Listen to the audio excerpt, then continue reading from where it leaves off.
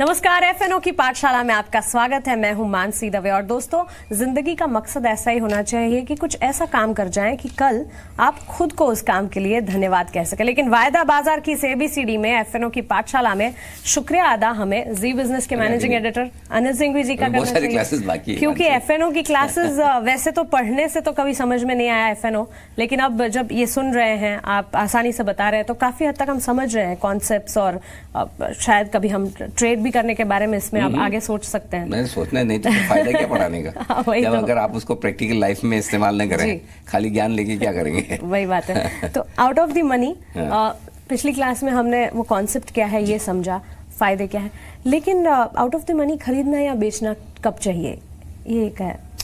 दो चीजें देखिए, पहले खरीदने की बात करते हैं जो आमतौर पर लोगों को सोचते हैं।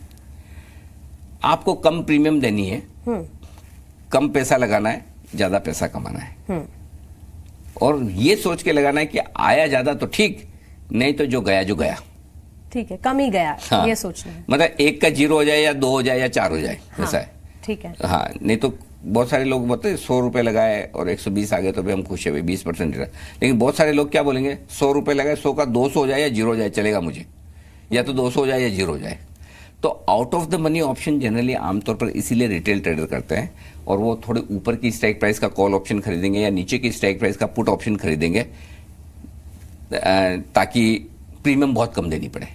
Out of the money option की सबसे बड़ी खूबसूरती यही कि इसमें प्रीमियम सबसे कम होती है। जितना दूर का आप खरीदोगे ऑप्शन, उतनी कम प्रीमियम। जैसे सपोज 11,000 निफ्टी चल रहा है, 11,500 का कॉल ऑप्शन खरीदने जाओगे तो आपको 5-10 रुपए में मिल जाएगा, और 10,500 का पुट ऑप्शन खरीदने जाओगे तो 5-10 रुपए में मिल जाएगा।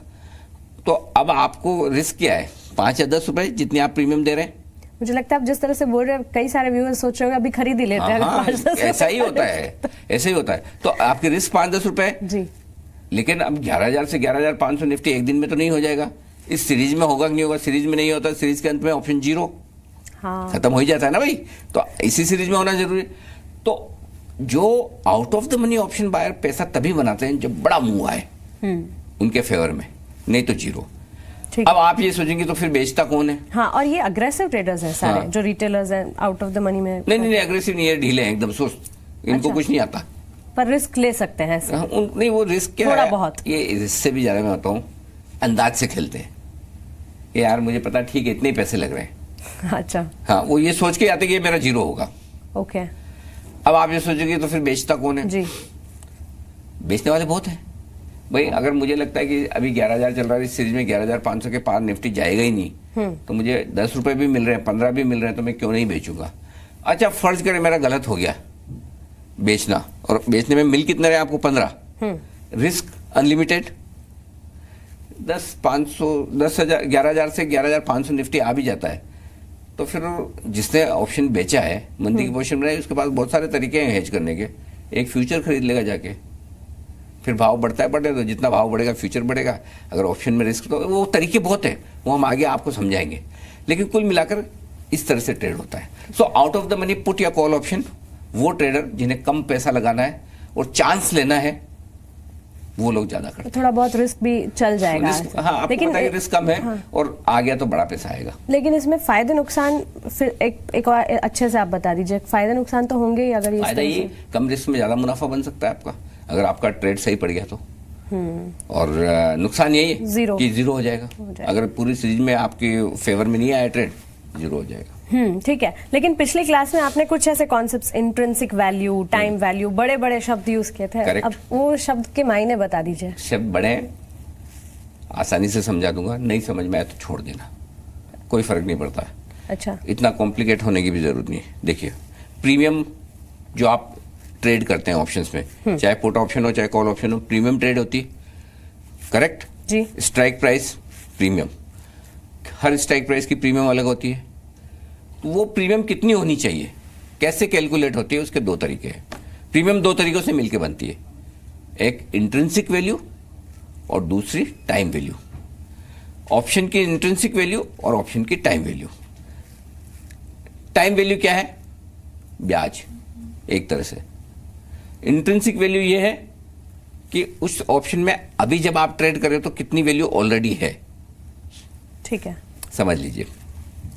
कोई भी ऑप्शन आपके लिए ट्रेड करते ही प्रॉफिट में कब होता है? जब वो इन द मनी हो। हाँ, correct. In the money option आप क्यों 11,000 निफ्टी चल रहा है, आपने 10,900 का कॉल ऑप्शन खरीदा तो इन द मनी हो गए।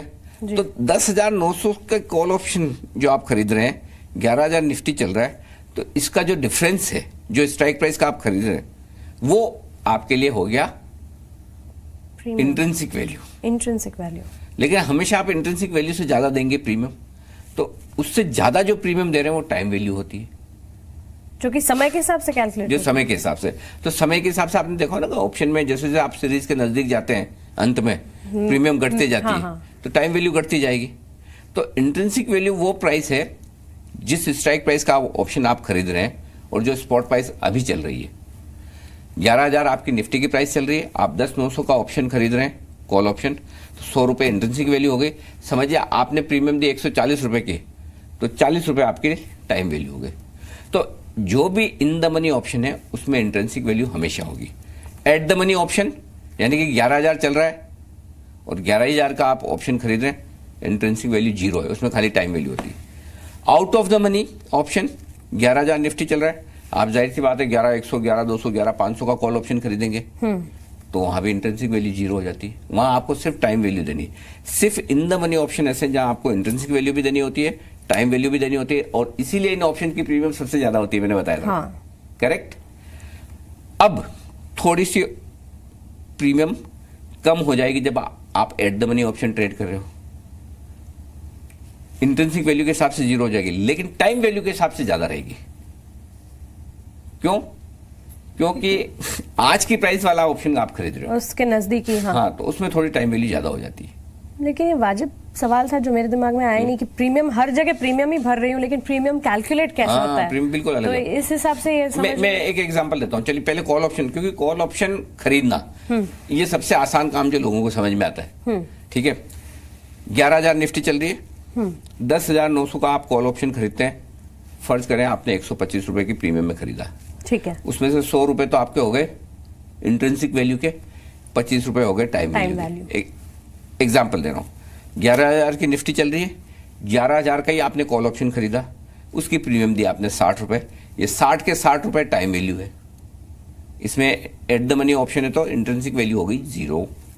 11,100 का ऑप्शन खरीदा जो इन द मनी ऑप्शन, हाँ, राइट, नहीं sorry, out of the money है, out of the money option है क्योंकि 11,100 ऊपर का है। तो 11,100 का ऑप्शन आप खरीद रहे हो, सिर्फ 30 रुपए की प्रीमियम लगी, तो वो 30 रुपए की प्रीमियम पूरी की पूरी टाइम वैल्यू है। अच्छा, तो कुल मिला के है कि इन दी मनी में इंट्रिंसिक वैल्यू और टाइम वैल्यू दोनों होता है, राइट। एट दी मनी और आउट ऑफ दी मनी में खाली टाइम वैल्यू। और ये नहीं समझ में आया तो कोई बात नहीं, ठीक है, प्रीमियम तो देना ही पड़ेगा। हाँ, प्रीमियम देना पड़ेगा, खाली इसलिए ताकि आपको पता चले कि किसमें प्रीमियम ज्यादा होती है, किसमें प्रीमियम कम होती है।